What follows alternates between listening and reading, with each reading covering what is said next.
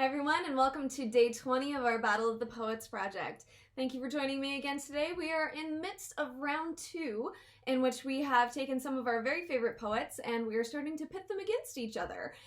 So far we have taken a look at several poets that we really like, Billy Collins, Robert Frost, Louise Gluck, and today we're going to be talking about Gwendolyn Brooks. So Gwendolyn Brooks, if you remember, is most well known for being one of the foremost African-American female poets of the modern era. And she writes a lot of poems that have to do with kind of the African-American experience. And in particular, she does tend to deal with kind of everyday occurrences. So when we're looking at a Gwendolyn Brooks poem, it's good to remember that she really had her finger on the pulse of the modern everyday person. So we're going to be looking today at a poem called The Bean Eaters. And since round 2 has really been dedicated to talking about poetic techniques, the poetic technique that I want to talk about in this poem is imagery.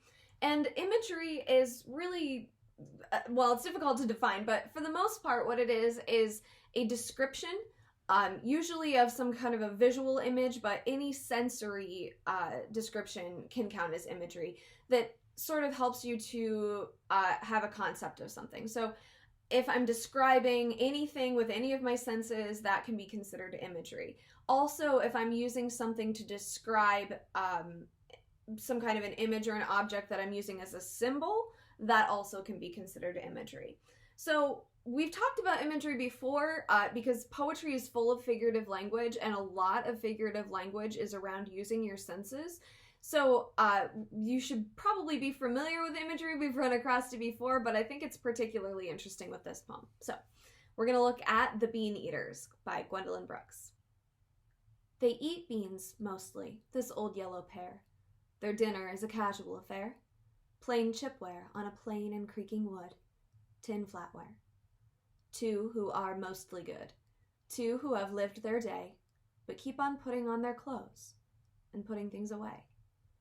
And remembering with twinklings and twinges as they lean over the beans in their rented back room that is full of beads and receipts and dolls and cloths, tobacco crumbs, vases, and fringes.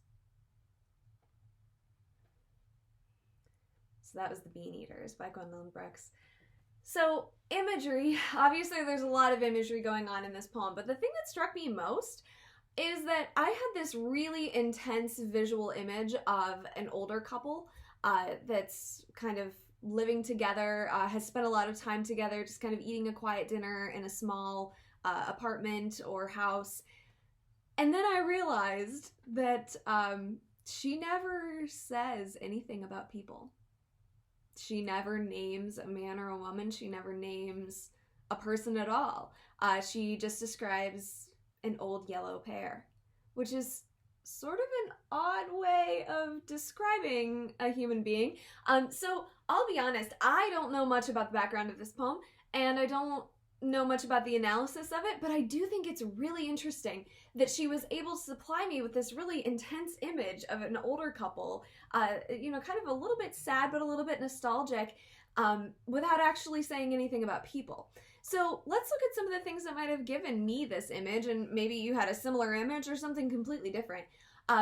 She talks about, first of all, eating beans, which is a sensory description. And it's something that we have some associations with, some connotations. We kind of think of that as being sort of like a meal that doesn't cost a lot, a plain meal. And then she describes the pair as being yellow. She talks about plain chipware. And I think by that, she means the dishes that they're eating off of are chipped. Plain and creaking wood, flatware, tin flatware, which of course is forks and knives. They also talk about people who are mostly good, lived their day, so their time is over, putting on their clothes and putting things away, kind of a routine. And then she has this big long list at the very end that she kind of offsets a little bit. So that's another one of those stylistic choices we talked about yesterday, where a poet chooses to break their lines, where she talks about in the rented back room and then gives this list of things that are in there. Beads, receipts, dolls, cloths, tobacco crumbs, vases, fringes. You kind of get this sense of a place that is kind of old and falling apart and full of things that nobody really wants anymore. And all of this to me speaks of age and speaks of people who kind of have been passed by the rest of life. So what I want you to notice about this poem and about imagery in general is that poets will sometimes use imagery as a substitute for saying exactly what they mean. Instead of just saying, oh, there was this old couple, they were really poor, they kept going about their lives even though nobody really cared about them anymore. Nobody would really want to read a poem like that because it's not exciting. It doesn't give a good picture in your mind. But instead, describing this situation, describing the scene, and listing the objects that are in there and pieces of the daily routine, such as eating the beans, that does engage people because it engages your senses. And if you can engage a reader's senses, you can make them feel like they're there. And if they feel like they're there, then they're going to be emotionally invested. And being emotionally invested is kind of what poetry is all about, in my opinion.